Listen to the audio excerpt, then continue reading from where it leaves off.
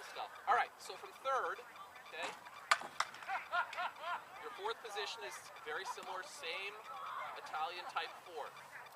Your sword's across your body. You can't get your arm behind it. You can if you're straight up, but if you actually have a fourth that closes the line, you're not going to get your hand behind it. Your tip is in towards your opponent. Points on your opponent somewhere in here. Okay? Hand position is where you want. Within reason. It's in front of you. You can put it in your pocket if you want. That hand position, the left hand position. Okay, so first, second, third, fourth. Okay? Basic guards. As far as footwork goes, we're going to start with just the straight line stuff.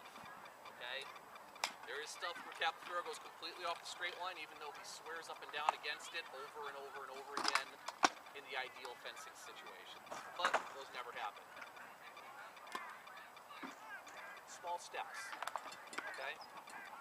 Very small steps. Fencing, again, think back to the fact that this was a way to keep yourself alive or kill another human being. You do not want to blunder in a fast way into their range. So if I'm here, if I'm in my third, and I'm moving, we're not, before we talk steps, let's talk measure. Three different measures. Right now, we're out of measure. Okay, that's our first measure, out of measure.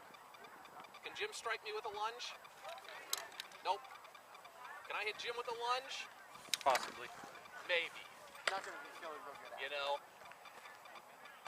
But I've cheated a lot to do it. I can get a lot closer than he can. We're still very much out of measure because that's a stupid amount of lunge to use. It leaves me very exposed. So that's your first measure, is out of measure. Really out of measure, and a lot of you, every one of you has seen me do this. I'll just leave my sword right here. But I know it's because my opponent can't strike me. Okay? As soon as I'm in measure, 80% of the time I'll at least put my sword up. Even at this point, I'm probably fast enough he's not going to do anything. But he is in measure. He's right at the edge of it. So that's your first stance. You're out of measure. At that point, you're sizing up your opponent. You're bringing yourself into guard. You're deciding what to do. From being out of measure, if we're out of measure, if I want to close, I'm going to close very slow. If you step more than about 6 inches, you're doing too much. Again, think of it in terms of the fact that these were deadly weapons. I don't want to get too close to him too fast, because for everything I do, that takes a certain amount of time. We'll talk a lot about tempo later.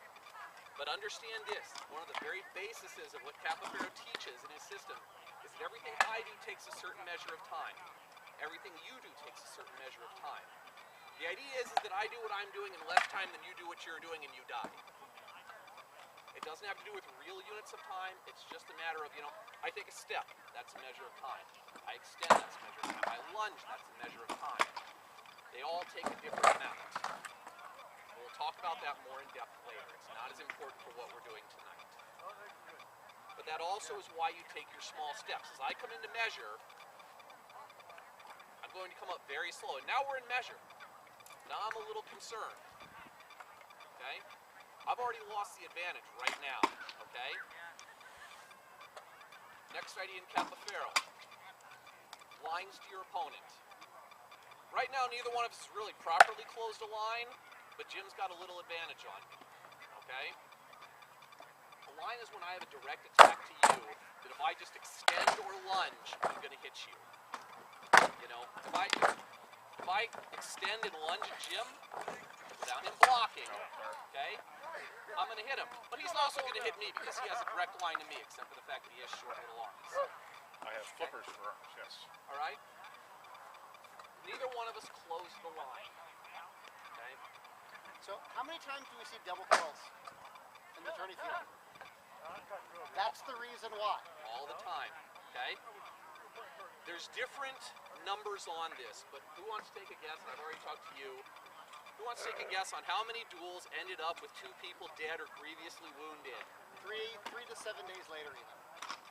Up to 2 weeks. Yeah, up to 2 weeks later. If you want to count immediately, let's give immediately, and then let's give within about 2 weeks. Are we counting percentages?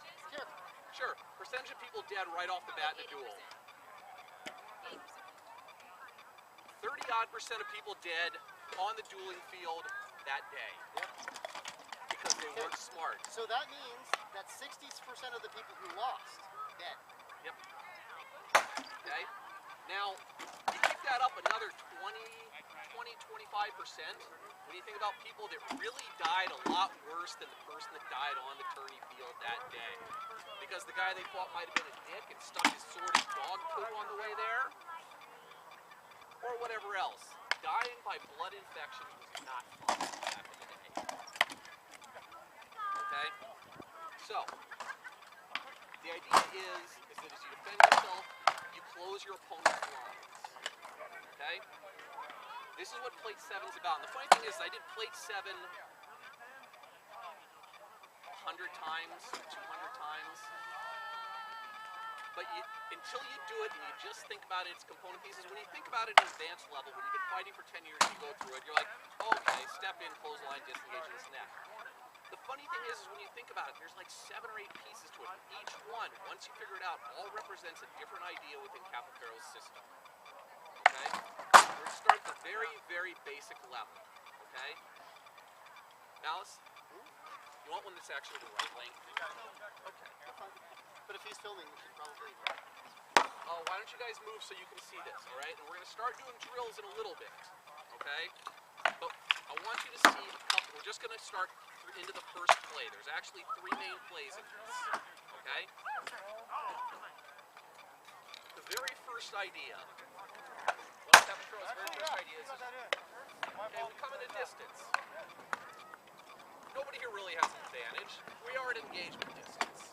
It'd be a long lunge for either of us, but it's possible. Capo Ferro had a phrase, stringere di spada. Stringer the sword. It's the same idea as in almost every other Italian concept of gaining the blade. Okay?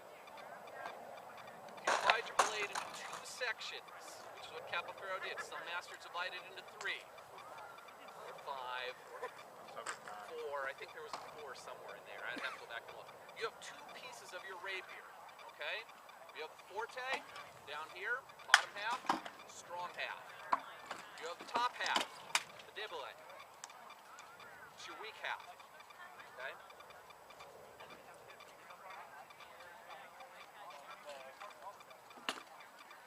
Right here we're weak against weak. Nobody's got much of an advantage. Now if I am to stringer his sword, it's both to gain a mechanical advantage on him and potentially close a line.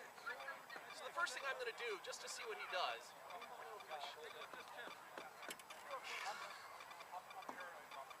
I'm going to do to gain the blade is I might just extend a little bit. I'm not going to walk into it because that's dumb. Okay? If I want to start to gain a mechanical advantage, I'm just going to start to extend a little bit. Now I have a better advantage than him mechanically. So I push on my blade. Nothing's happening there. Nice whippy blade. Now, if I push on his blade from here, I can pretty much put it where I want it. Most sword systems were built on the idea of mechanical advantage. Okay? Stringing the sword is the first part of gaining the blade. Okay? Stringere di spada. So I'm going to start to gain his blade. We're still both, we're still really at a long distance here. Okay? The next idea is the idea that I'm going to close the line. So as I gain his blade, now, why don't you guys come over here and look at this from behind me, okay? Normally I wouldn't necessarily do this by touch. I'd actually step a little bit here and keep my blade off his, okay? Now, if Malice were to thrust at me, I have done 0 work. But what I have done is I've closed the line, which means if he doesn't take any other action and he attacks, the mechanical advantage I've created will put his sword off my body. Okay? So, very basics. This is what you're going to start with first, and I just want you to practice this. This is one of the most base ideas in Capo Ferro. Stringering and gaining the sword. Ken, go ahead. Okay? If he go back. If Malice does nothing, and I've already come to this position, I can walk right in on it. Because again, mechanical advantage, the angles I create keep his sword from hitting me unless he does something. And that's when the fun starts. Okay? The idea is that by stringering his blade, if he's an idiot, I'm just going to kill him. If he doesn't know what to do once I've gained that mechanical advantage, I'll just kill him. But if he does know anything about what to do, he's going to react in certain ways, and then I'll kill him differently. Okay? I want you guys to pair up for a sec, and we'll start to talk about that.